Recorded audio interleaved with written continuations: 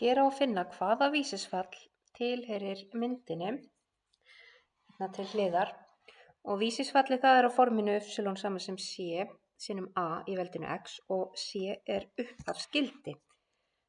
Skrifum það hjá okkur. Þetta þýðir að þegar við horfum á myndina að þegar x er 0, það er upphafsgildið, þá er y 512, þannig að c hlýtur að vera jafnt og 512. Og við getum líka reiknað þetta út. Við erum með þennan punkt hérna 0,512. Það þýðir að þegar x er 0 að þá er y 512. Við getum sett það inn í jöfnuna. Allt sem er sett í 0. veldi það verður 1. Þannig að a í 0. veldi er 1. Svo við sjáum með útreikningum að þess vegna er upphafsgildið jafnt og 512. C er sem sagt 512. Þannig að nú vitum við það og nú þurfum við bara að finna a. Þannig ég ætla að setja bara hér inn, nýtt dæmi, uppfæra þetta með nýrri vitneskju. Ég hef þessa jöfnu hérna, y er 512 sinnum a í x-ta, af því ég veit c.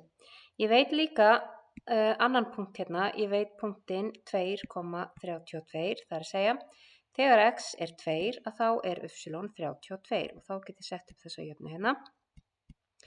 32 er 512 sinnum a í öðru, x er 2, y er 32. Þannig hér þarf ég að deila með 512, byrja á því til að leysa jöfnuna, deili báðar hliðar með 512. Og 32 deilt með 512 er 1/16.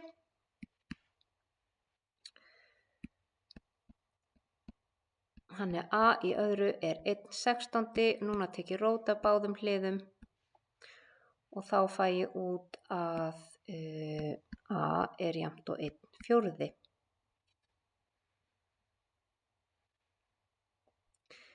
Það þýðir að jafnan sem ég var að leita að er y jafnt og 512 sinnum 1/4 í x-ta. Þetta er rétt. Það má skrifa þetta á annan hátt.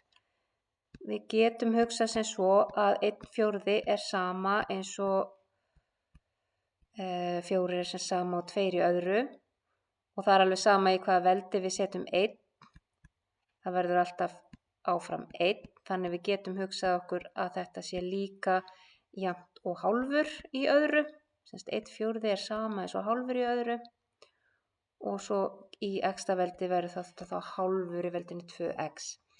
En persónulega myndi ég nú bara halda mig við þetta svar hérna. Ég sem sagt fann c og svo fann ég a.